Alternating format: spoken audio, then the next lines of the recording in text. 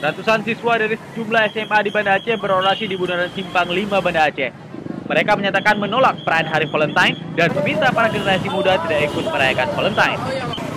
Para siswa ini menilai perayaan Hari Valentine mendekatkan diri dari kemaksiatan dan tak sesuai dengan budaya Islami.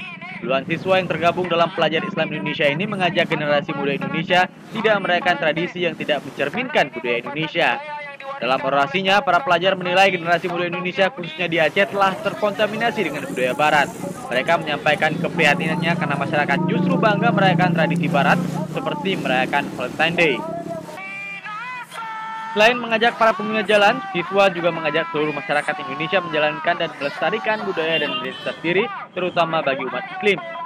Para pelajar juga membawa sejumlah spanduk dan protes yang berisi tentang larangan merayakan Valentine. Yang kami berikan itu kami khususkan pada seluruh masyarakat pelajar yang ada kota yang berada di Banda Aceh untuk tidak melaksanakan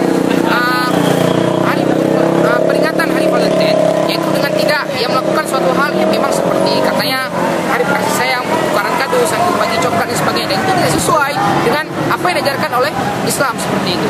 Ada di kota Banda Aceh ini, kita ketahui bahwasannya tepat pada tanggal 14. Siswa ini berharap pemerintah Aceh serius menjaga dan melestarikan budaya Aceh yang sesuai dengan syariat Islam. Dari Banda Aceh, Taufik Lana melaporkan untuk Aceh Video.